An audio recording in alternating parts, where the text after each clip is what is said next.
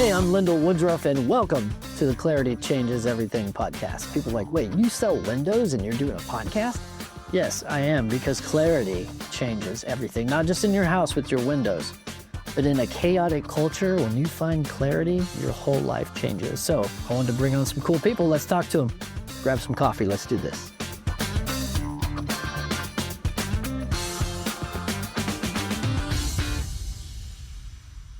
Hey, welcome back to Clarity Changes Everything podcast.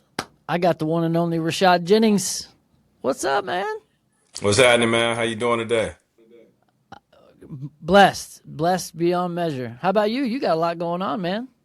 I'm good. Nothing to complain about. Working. I'm busy. I like to be busy, working on the house.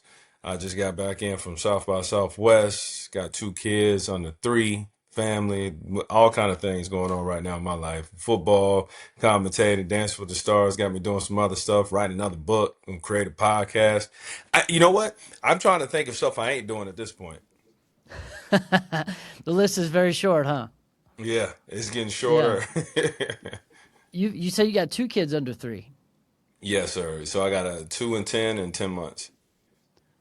Wow. Two Yeah, boys, two boys. 2 boys. I got a little Yeah. girl. She's 3.5. It's a different 3.5's a different world than 2. 2 was smooth sailing. It's 3.5's a little challenging. Yeah, they started to figure out a little bit. Yes, trying to instill some clarity in that little baby girl for sure, because she's all over the place. There you Well, hey go. man, thanks for taking the time to do this. I really appreciate it. You've had one heck of an outstanding life, career. You're doing a lot of really cool things. Just let's talk a little bit about your background, how it all started, and what kind of got you in the realm that you're doing right now. Yeah, I Motivational mean, speaking, inspirational speaking. You're doing lots of cool stuff. yes, sir. My background, I'm from Virginia, a little small town. Forest, Virginia, self-explanatory.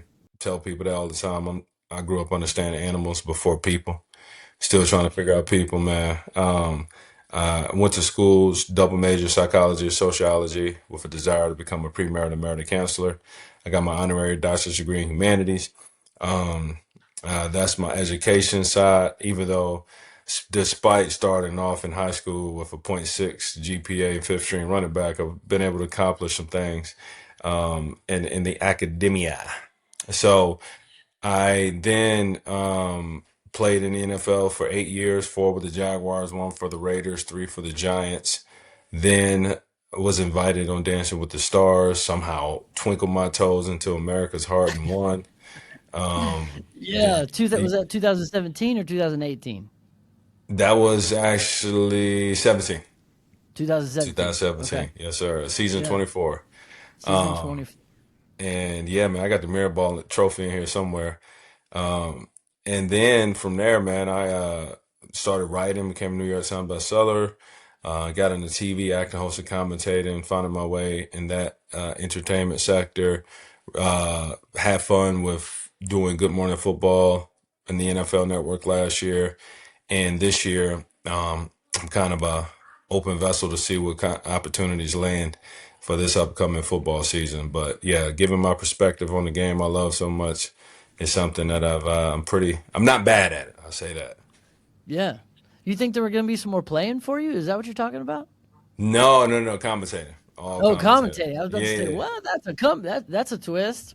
yeah, yeah. Yeah, No, no, that's no, cool, no, man. no, no, not coming out of retirement. I'm done. Oh, okay, all right. Are you currently? What's the show that you're commentating on right now? Isn't it on the NFL Network that you do? Yeah, it's called Good Morning Football. Hmm. ESPN is buying out the NFL Network, so we'll see the chemistry test they run with people and who they like at what spot. But I'm Hmm. hopeful to continue to work with them Awesome. When's that going down? ESPN buying NFL? as we speak. It should Oh, really? effectively go through the 1st of April. No April Fool's jokes. ESPN is buying out the Really? NFL Network. Yeah. Wow. That's a big deal, man. Yes, That's a sir. big deal. That's something cool to be a part of. That's no telling what all's going to come from that for you. Right. You never do, man. Like I Yeah. said, the biggest deal with that kind of getting in that space is chemistry tests and who they like you pair with and how you want to present the material is a big deal. And Good Morning Football is more lax, more everyday perspectives. It's not about always the X's and O's. They like to be entertained a little bit more. So I fit. Yeah. You know my buddy Isaiah Standback? Yeah, I know him. You know I know him Isaiah? quite well. Yeah. He's a good dude, man. He is. How Is he you still know doing his him? podcast? I met him at a home show, actually. I had a Okay. booth at a home show talking about Windows, and Okay. he stopped by the booth. That's how I met him, and we ended up. I worked out of a studio in Dallas. I was doing some producing back in the day, and he was doing at the time his podcast out of the same studio that I was working out of. No Whenever I got, kidding. Yeah, yeah, I'm gonna shoot him a text, man. That's funny. Small world. yeah, Yeah, but now I yeah, worked with small him world. several different times. Yeah, he's a good guy, man. He's really good at what he does too. He's really Yeah. really good. Yeah, he is. Um, Yeah, he's awesome. So, what a couple specific things I wanted to ask you because in a life that someone has, such as yourself, right? In the media, in the spotlight, all the pressures that go along with all these things, I can imagine things can start to get chaotic, or they've been chaotic in the past. This podcast is really all about clarity and finding clarity in what matters. So I would love to hear your perspective on things that pull you in times of chaos or anything that may be chaotic in your world or distractions or anything like that. What are some of the tools that you use as someone that lives very deeply in that realm to remain clear on what matters and focused? Is there specific principles that guide you? How do you do it? Yeah, clarity. I get my clarity usually by focusing on what matters the most.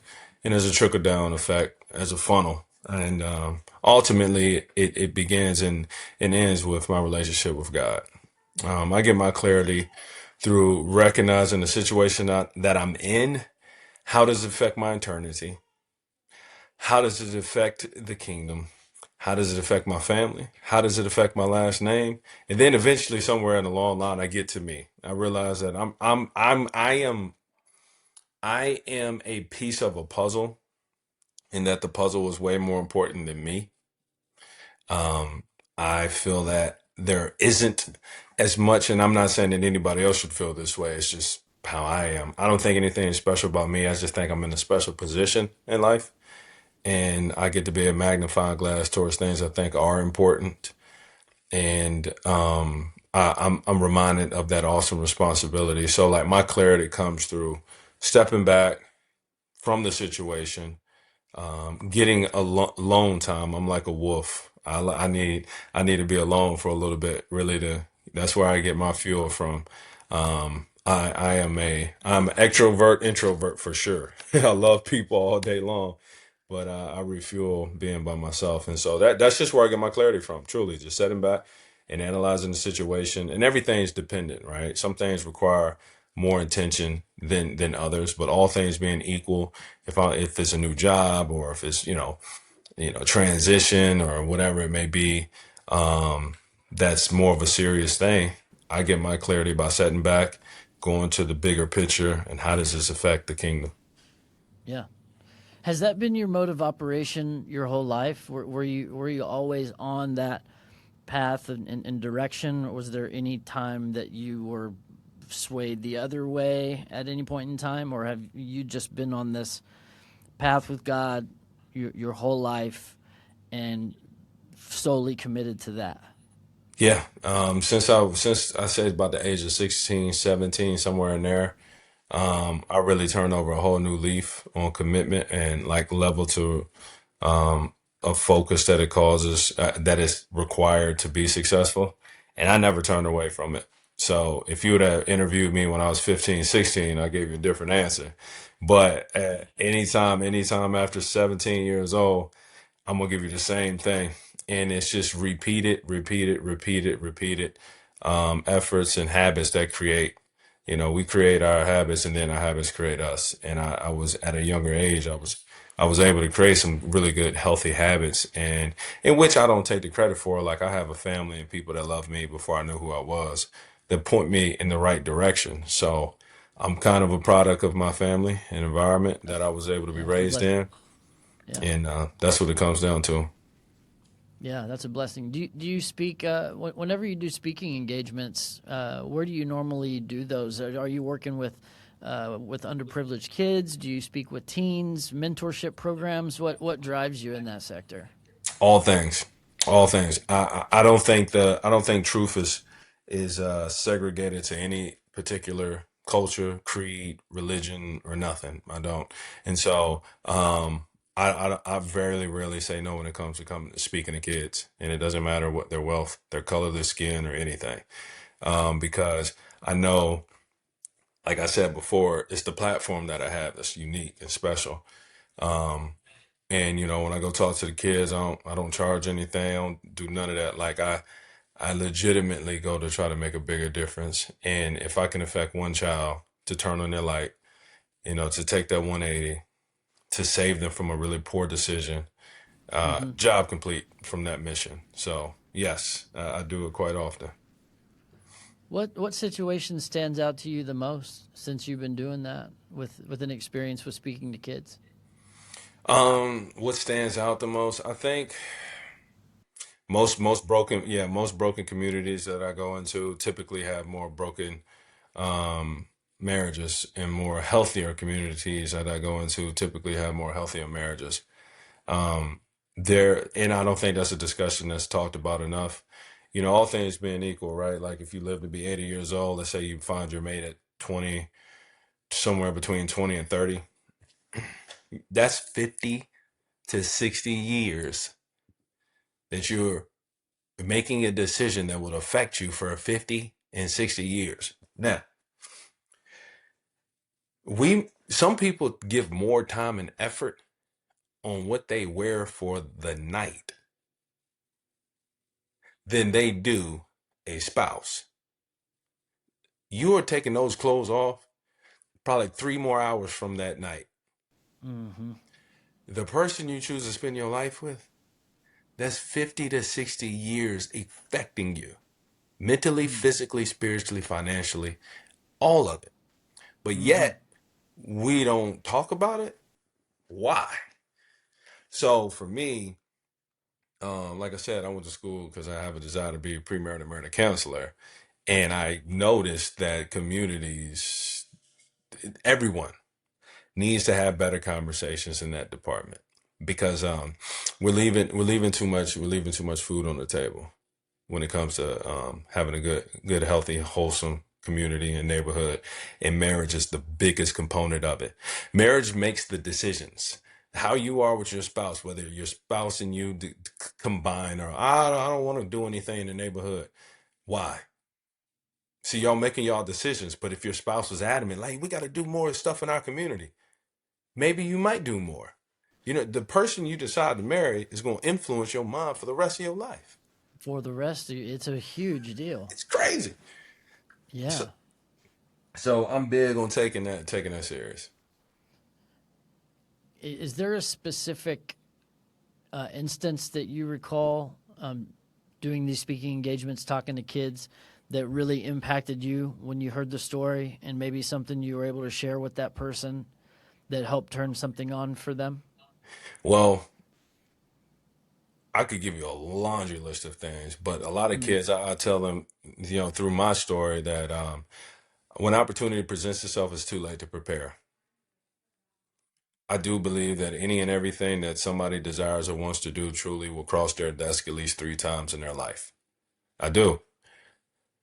It's just a matter of not were you prepared and ready to take advantage of that moment. You know, if you're looking for a job, if you're looking for a particular kind of job, odds are you ran across somebody that can make the introduction to get you to that job. But you wasn't prepared for that moment when you met them the first time. You didn't even go up to them and ask them their name or what they did. It's like these little things. I really think that life give us these these little tokens that lead us into the next checkpoint in our life. It's just a lot of us were not prepared for that moment because we don't have it on the forefront. It's more of a life that we live or hear about on Instagram, or a life we see in a card or a movie, and it's a good talking point. But what effort are you putting behind the scenes to put yourself in a position to receive some of that quote unquote luck? Luck is earned. Mm. And a kid talking about luck. He said, "This kid's lucky. That kid's lucky." Luck is earned. Luck is Yep. very earned. You can put yourself in position to earn more of that luck. And let me tell you Absolutely. how. So Absolutely. that's some of the You've things heard that get that to me. acronym, right? Luck, the acronym, No, sir. labor Tell me under that. correct knowledge. You ever heard that before? Say it one Luck more is time. labor under correct knowledge. Okay, I like that. I The like that. acronym for luck. And I think, the culture, gosh, the culture that we live in, man, is so crazy and fast, and all this information and floods of things just flooding into people's minds and pulling their minds 80,000 different directions. The society that, we all kind of find ourselves in is not putting an emphasis on these things that you're talking about, which is extremely paramount to life. Instead of getting pulled by everything, being in the moment of, with yourself, like your alone time is probably when you have your alone time with God. Talk to God, ask questions, listen, and not be so fast to act. The impulse, I think the impulse in our society has a lot to do with so many people being scattered and feeling lost and no purpose. It's a very powerful thing. You said you had a laundry list. Was there one particular person that you talked to that you remember that stood out, that you helped them in some kind of way? I mean, yeah, I've had a child that hated reading. I wrote a book. I wrote a chronicle, kid series is Arcade and the Triple T Token, and there were some kids that struggled reading, just like I did when I was young, and I wrote the book intentionally to give kids something to aspire to read, especially boys. Hey, look, I'm honest, right? So honesty can get you in trouble,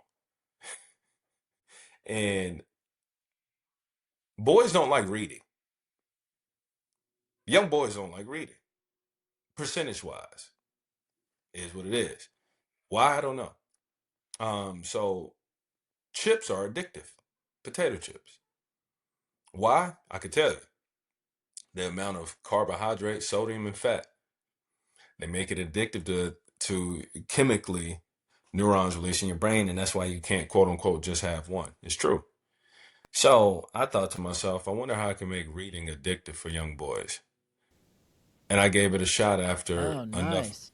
enough education on it. And sure enough, I had kids come up after after I spoke, after they joined in the reading challenge that I have still today. You go to RashadJenningsFoundation.com. Um, we've had now over 500,000 books read by kids, and they take the test on it to make sure that they're reading it, that they can answer the questions properly, and if they answer them properly and they pass, they get an opportunity to win autographed books by me and some other gifts by friends and celebrities, etc. And I never forget, a kid came up to me. I went to a school visit twice. It's one of the most important things, loading the mind up with proper information instead of all the garbage that's out there. And it is garbage. I mean, some of the stuff that, gosh, some of the stuff out there is insane. And you know what is kind of funny too? I told someone the other day that you were going to be on the podcast. They're like, "How did you meet Rashad Jennings?" I said, "Well, I didn't even really meet him.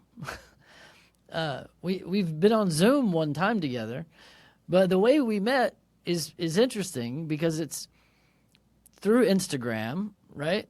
And a lot of the stuff, like when I speak, I talk a lot about over consumption of social media and how poisonous and toxic that can be for your mind, and being able to separate yourself from that. So it's pretty cool that a lot of the stuff I talk about and a lot of stuff that you talk about is how we met. So I wanted to touch on that because I thought that was a pretty interesting scenario. We get and I want to make sure I get the story right. But on our Woodruff Windows Instagram, we received a direct message from you. And, there's so many things that come through. We're looking at it in the office. I remember 5 or 6 of us looked at it and we were like, is this even real? Like, this is pretty interesting. And you're like, hey, I got some things going on in my life. We're dealing with this house fire right now. And would love to talk to you guys about doing our Windows stuff. And we were all like, come on, man. So I'm Googling. I go down the rabbit hole on your Instagram feed trying to find proof of there being a fire. Like I'm looking at it going, no way this is real. And sure enough, we're on Zoom 2 days later talking about, figuring out how we can collaborate on helping you get Windows for your home, dealing with this tragedy. So let's talk a little bit about that. How did that happen? How did it come to be that you found us? What inspired you to reach out? Because that's a pretty interesting, cool scenario, I think. We've renovated our first home completely ourselves. It was a 1,900 square foot home in California, in Fallbrook. We gutted it out, Legoed it up back to the walls we wanted. Took all the flooring out, put it down, put the cabinets, built it, had fun. It was really fun. Took about a year to do, because we didn't have to immediately move into it. And upon moving back to Virginia, we was like, hey, we want to do this again on a larger scale because we had too much fun doing it too. Shout out to YouTube University. And when we moved, we started renovating it. And sure enough, we get a phone call one morning that our house was on fire. We're like, I thought somebody was joking. It was a coach at my old high school called me and was like, hey, Rashad, you just got a call from the fire department. Your house is on fire. I thought he was joking. I was like, hey, whatever, coach. Hey, how you been? He's like, no, seriously. There were like a lot of people outside at your house. I said, really? How? Nobody's even in there. Nothing's in there. It's an empty home. We rush over. It's on fire. And sad day, tragic. Smoke everywhere. Half the house is burned apart and it was unsalvageable. So we had to total it. And, immediately, funny enough, the day before that, we saw this huge rainbow.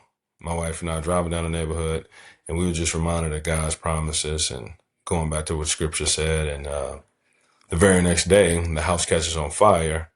And I was just reminded of God's promises and that we are called to be the salt of the world. And salt doesn't burn. It refines. And so because that fire kind of resonated with me, just being refined as a new position, as a father, as a husband, and all the things coming back to my hometown that I'm getting cleansed from, so to speak. And now we're in a position that we get to build it up. Not only that, we get to take a big excavator to it, which sounds crazy, but that seems so much fun to me. Knocking it down, filming that whole process. Like my kids are going to see, hey, Dad, help build the house. Like they get to see the house that they're going to live in actually be constructed right in front of them. And there's so much substance to that. Like and now we get to customize it exactly how we want it, right? Like all these things that are very positive starting to come to the forefront. And so it's peaceful because of that. Now, obviously the living situation for us is a little difficult, but God's going to handle it all, and I'm excited. And now what we've been able to do is reach out to particular companies that we actually want to work with. I'm a type of person, I'm a 7th round draft pick. A 7th round draft pick in the NFL. Unlikely, pretentious kid from a small town, small university, barely made it in the NFL and made a heck of a career. Right. So I'm an underdog guy.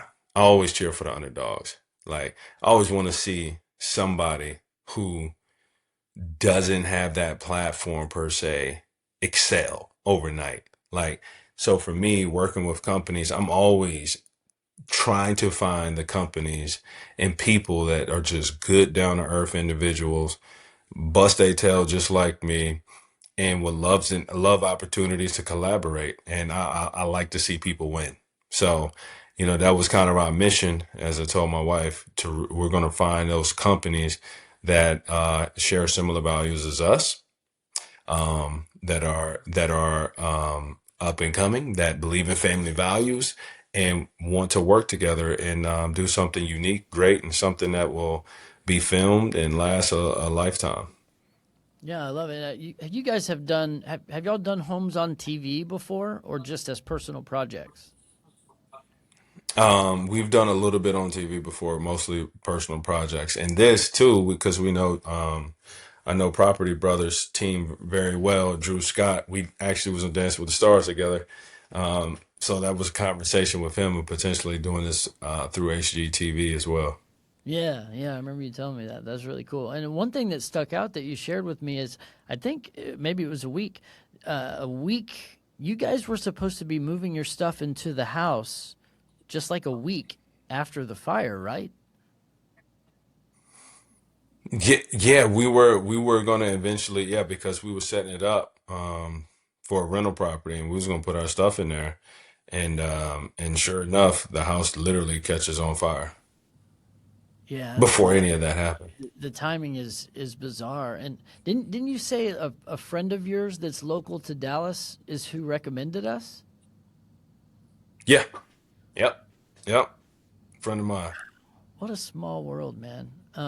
super Because small. that's really the whole. I shared this with you on Zoom, but the whole founding principle of Woodruff Windows is do great work, be honest, uh, give fair prices, and exceed in value. Right, like go above and beyond. Because it was kind of built from my dad through my grandfather. My grandfather was a commercial contractor, and that's what he was known for, doing the right thing, integrity, and keeping the customer first, and all of those things. So it just kind of passed from my granddad to my dad, over to me. I guess whenever I saw the opportunity in Windows in the area that we live in, of course, I wanted to take what my dad was doing and continue that same legacy, and really with a mission of becoming the number one most trusted window replacement company in the area. And that's what we've become. And the story is told really well online by our customers are amazing. They love sharing their experience about working with us, and it's just really neat how dots get connected when we are doing the right thing. That's that preparedness thing, though, right? Like, be prepared, show up, have faith, take action, and things line up. Now, I mean, it's not going to be, it's life, so you're going to get all kinds of curveballs.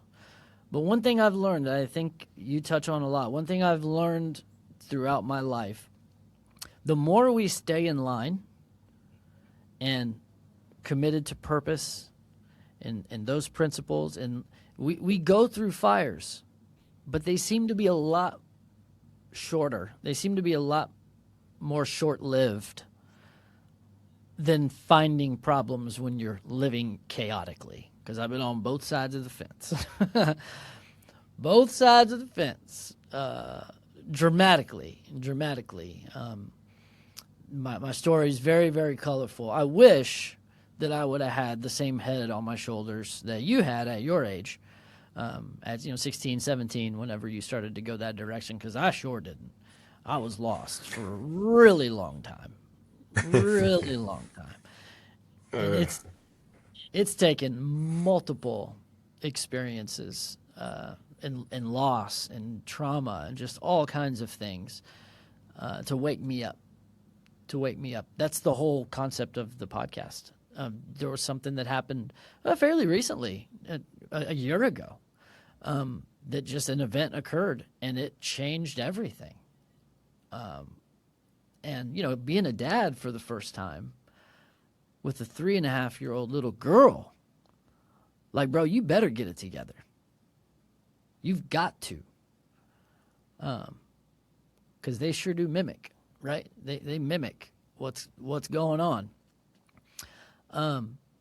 So it's neat to just be here with the opportunity to talk with you and understand your guiding principles. Because I'm a student, you know. I thought I had it figured out for a really long time, man. Just so much ego steering the ship, and the process of turning it all over, man, has it's changed everything. So to connect at the moment that we connected, and to be able to have some of these conversations with you is very astounding. And to me, it's just further proof of stay connected, do the next right thing, show up, and be good. You know what I mean? Like, everything else is for the birds, man. Yeah.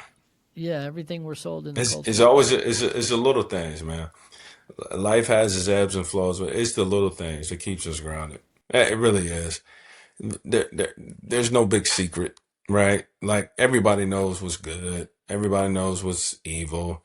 And if they're being honest, they could tell you if they're in the good or in the evil. And, you know, we all know that if we put our hand to the fire, you know, we all burn. And so there's certain fires we need to stay away from. And we all could fall short to them. Nobody's getting out of this thing unscathed. And so we stack good decisions upon good decisions. Like, and that's the art of it, truly. And I am very fortunate that when I was younger, you know, I took it upon myself just to kind of prove my father wrong, just making one decision that I never was going to drink alcohol. Like, and, you know, 40 years of my life, I've never touched alcohol in my life, never smoked, nothing. Wow. And I think it was just like small decisions like that kept putting me in position to succeed, right? Like, there's so many other kids that were better than me, smarter than me, faster than me, more athletic than me, charismatic, all these things. And I look back and I'm like, why did it work for me? And maybe why didn't it work for other people? And I, unbiased to studying, what have I done to succeed? Because I would like to tell other people how. And I'm a product of, you know, just constantly doing the little things right, that you find out the world is round. They come back to you. It really Yeah. does, man.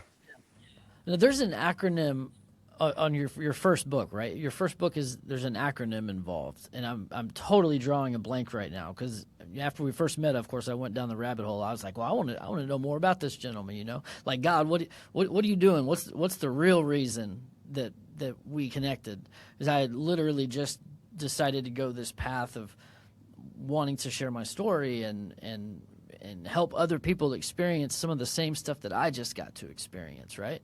So I go down the rabbit hole, and I'm looking at your website and everything that you do, and I haven't read your book yet, but what's the title of it, the first one?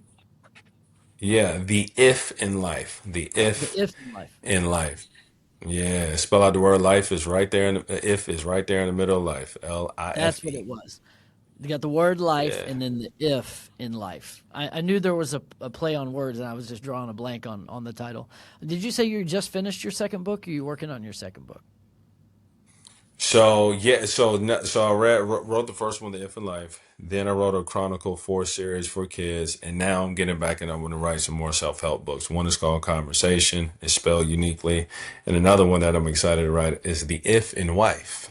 The If in Wife. That's gonna be Ooh, fun. burn it up.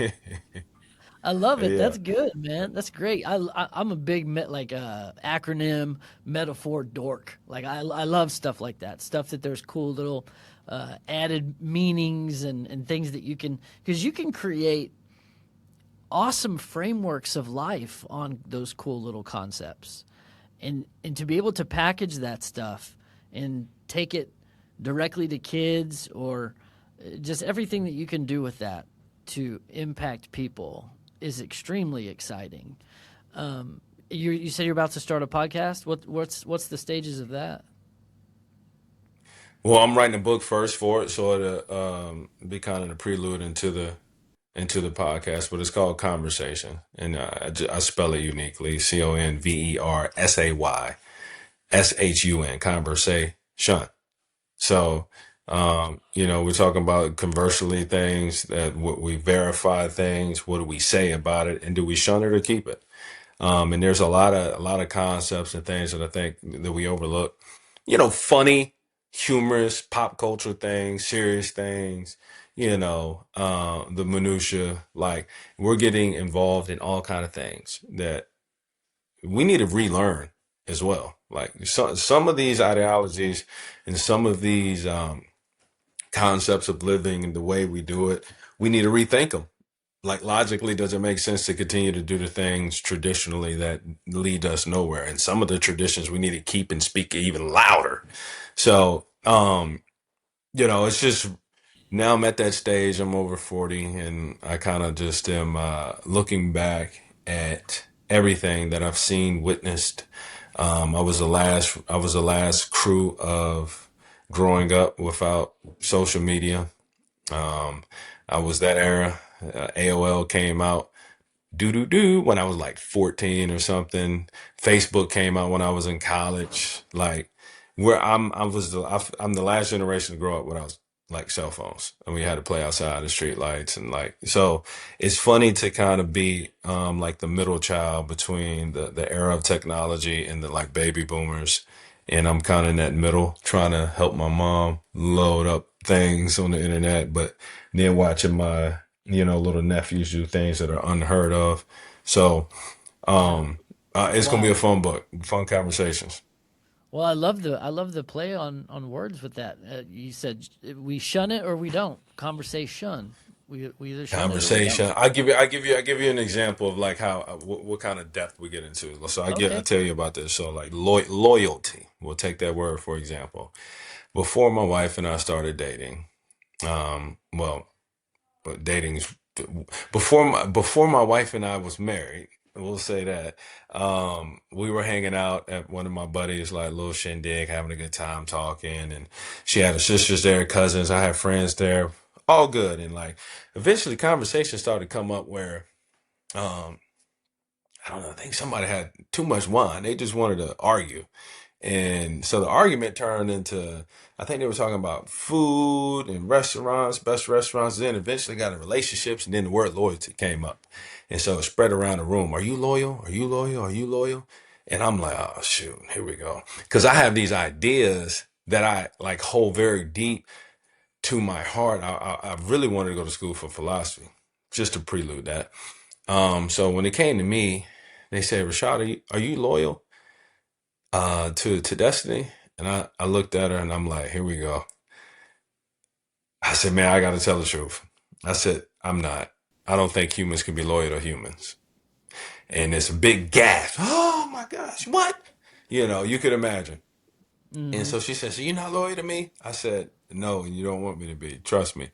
And so that spurred up, what the heck is wrong with this guy? And so I said, here, let me explain. I said, Destiny. I said, did you cheat on your ex? She said, no. I said, have you ever cheated on me? She said, no. I said, would you ever cheat on your future husband? She said, no. I said, see, you're not loyal to people. People benefit from your loyalty. You can't be loyal to humans, and nor do I want you to be. I said, hey, look, I've never hit any woman. I wouldn't hit you, and I would never hit my wife. I'm not loyal to y'all. You aren't the reason why I'm not hitting you. It's because you benefit from my loyalty to something else. So people shouldn't consider themselves to be loyal to individuals because now you're predicated your loyalty is predicated on the individual. So if they fall, so does the loyalty. Yeah, it can But set up if so you're much loyal failure. to Christ, Yeah. then it doesn't matter about anybody else. Everybody else just benefits from your loyalty to something else. So I rest my case again. Humans can't be loyal to humans. It's just something you benefit from. And this is the kind of conversations we're getting into in the podcast and the book. Like it's not just sitting around talking about what I ate for dinner. I'm taking you down this mind and how it looks and sees and perceives life. Bro, I gotta hook you up with my buddy. Are you familiar with Michael Jr., the Christian No, comedian? sir. You've never heard of Michael Jr.? He was in Oh, wait, Self wait, Dad. He wait, was yeah, in War Room. Done TED yeah, Talks. yeah, yeah, yeah, yeah, yeah, yeah, yeah. Yeah, you He Google him. You actually know do some Michael good Jr. stuff. Yeah, Yeah, yeah, yeah, yeah, yeah. yeah. He's a good buddy of mine. He lives here locally, and a few months ago, he actually brought me on as an opener for him because he does these. Right now, he's doing this cool comedy tour. Well, he does a couple different comedy tours, but You do comedy? fun. Yeah, yeah. I mean, it's something I've done as a hobby for a really long time. That's why I Hey, went to LA in the first place, was to do stand up. So I did stand up in LA for quite a long time, and it's something that I just love doing. It's my therapy. I love being on stage, you know. And he's a good buddy of mine, and he's got this tour with his wife called Funny How Marriage Works. And they basically do these marriage workshops based in comedy in churches around the country. So I got to fly a couple places with him and open up for him recently. But I bombed pretty regularly, so he's like, hey, man, listen. So hey, he's dude, my buddy, listen, man. that's amazing. And I that's, love to pick your brain about comedy and stuff, and even because the cool. reason why is because you can talk to my wife. I That's what I enjoy comedy a lot. Stand up, I think, is a whole art, and I actually was asked to open up for Tiffany Haddish before. I couldn't do it, but I've always wanted to get into it. But I'm clean, and so it's hard to do it if you're not out there cussing and raking it up. But Yeah. yeah, I appreciate his art and how he does it. Yeah, yeah, absolutely. It's it was one of my first loves, man. I mean, that was my whole purpose in exploring the whole LA Hollywood thing, which burned down in a dramatic amount of flames. So yeah, I love the parallels between what you're doing and what Michael Jr. does with his comedy. I would definitely encourage you go down the rabbit hole of his stuff because he's used comedy to he takes it into recovery homes and for the homeless, and he's got all these cool programs, national things that are designed to use comedy to help people build up their lives through God. I mean, amazing. Him and his wife are amazing people. And I would love to get you two connected to see what the parallels may be, because there's some stuff. You know, I'm pretty involved in the recovery world here in Dallas. I've been addiction and alcoholism is something I've struggled with for a long time. So I'm real involved in that. I'm very anytime, like, sometimes I'll MC a charity comedy show for a local nonprofit that focuses on sobriety or something like that. And I just love being in that world, and Michael's doing a lot locally with men's sober living homes. I got to open for him in a jail a few months ago, which was pretty cool, out in Fort Worth, and just some of the things that he does with comedy. And he says, I like to, how does he word it? How to go from ha-ha to aha. And so it's a mixture of inspirational speaking and comedy. And the dude's a genius, man. Like, his comedy is great. So yeah, once you started sharing that about conversation and the parallels and all that, I'll get you guys linked up. I'll do a email introduction with his assistant and see what can be done there. Love it, man. Love it. But yeah, I mean, you can try to pick my brain on comedy. I don't know really how far that's gonna go, but Hey, listen. If you've been on that stage, you know something. Period. yeah, yeah. I've had some good teachers. It's the thing about it is, though, I haven't written material in a really long time. I wrote material for probably 3 years before I ever got on stage. I studied it. I read books. I did classes because I wanted to be a comedian. So I did a lot of pre-work, that preparation work that you were talking about before I ever got on stage. And the material that I was creating back then is, I mean, it's not bad, but it's not necessarily clean. But it works, like I have a 10-minute, 15-minute set that I can pretty much do wherever for little small events, and I don't bomb. I'm not going to fall flat on my face. I mean, there's some YouTube stuff of me. You could watch me do 7 minutes on YouTube. But it's just been so long, and I'm such a I'll be different doing person. that tonight. I'll send you the link. I'll text you the link. And when I did that 7-minute set that I'll send you, it was almost on my 1-year anniversary of getting out of prison. This was probably 2022, about 5 years ago. And I hadn't been on stage in a really long time, and it worked. I just brought back the old stuff, but I'm such a different person now, morally, ethically, spiritually, mentally, emotionally, being a dad. So the few times I got on stage opening for Michael, it was almost like I was an imposter because I was in a church. You know what I mean? Trying to do comedy, still struggling with self-worth at the time, and it just didn't come off right at all. So, maybe when things start to line out a little bit differently than they are right now, being a full-time single dad to a toddler, I'm almost 45, man. I'm no spring chicken, and I got a 3.5-year-old by myself. Whew. And It's a lot. yeah, it's a lot, man. God bless you, It's man. true. Yeah. So I'll if you want to know more about that story, I'll send you a link to a podcast that I was on just recently and shared the whole story. And that's really the aim now. God's really got me to a place of just deep understanding, and I would love, like you said, if one person benefits, if one kid benefits, you got your job done, right? I'm shifting over into that mentality now. So that's why I say that just connecting with you at the time that we connected is surreal to me. I'm like, God, okay, well, yeah, I literally just made a commitment. This is the direction that I want to go in my life. I want to help people. I want to help people get plugged in and get connected and experience peace, because I was lost forever. So anyway, I'll send you that stuff, man. No telling where this is going to go. So I wanted to ask you before we go any further on that, where are you at with the home project? I know I did. I tried to connect you to the owner of Woodruff Windows. You guys got connected. You spoke a couple times, I think. Where are we at with that? What do we need to do for you next? What's needed? Yeah, so for now, just to get on the horn with my contractor, I think I shot out a text to Jordan, and so that way we can get on the time frame of, well, one, just kind of go over all the windows and how many, and the 3D rendering is almost complete, but at least the plans are available right this second, so you can kind of put your eyes on it and everything. Oh, So that's what it was. Okay, yeah, Jordan mentioned that to me. Waiting on the takeoffs from you so we can do a deeper dive in what's needed and how we can move forward on it. That's exciting, man.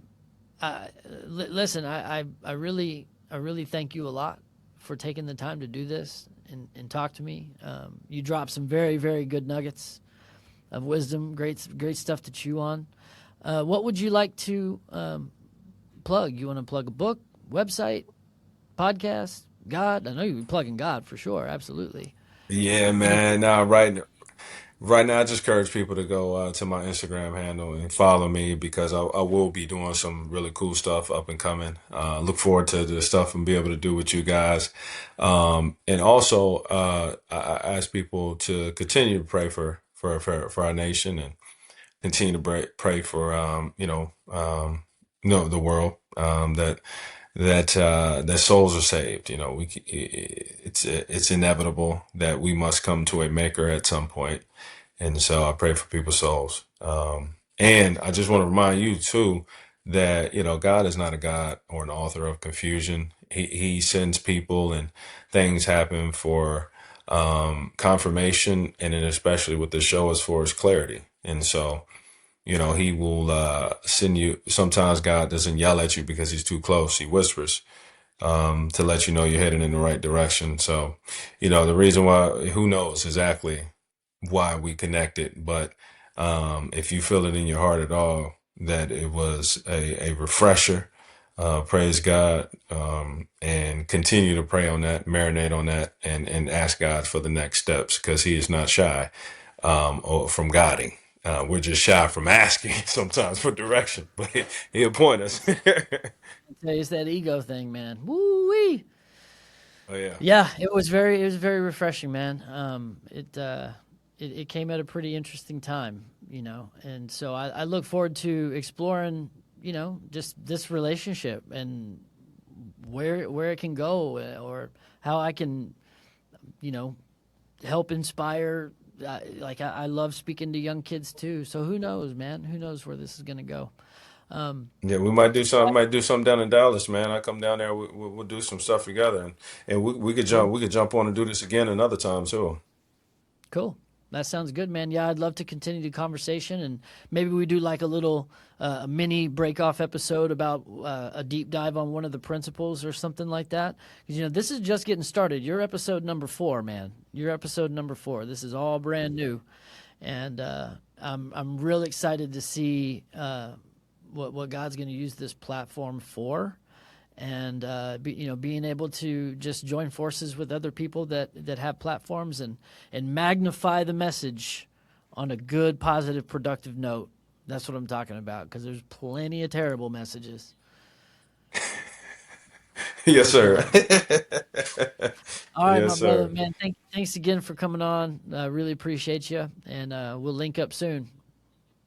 All right, sounds good. Appreciate you. All right, brother. Have a good one. Bye, everybody. Thanks for listening to today's episode of Clarity Changes Everything. If this conversation helped you in any way, it would mean the world if you would subscribe and then make sure you share it with someone that needs to hear it. And if you're here in the DFW Metroplex and you want to talk Windows, all you got to do is text Clarity to 214-225-1922 to schedule your complimentary in-home consultation with me. If you want updates on the podcast, special offers, and more exciting things coming, just want the news, visit claritychangeseverythingpodcast.com and join my email list. Until next time, remember, clarity changes everything.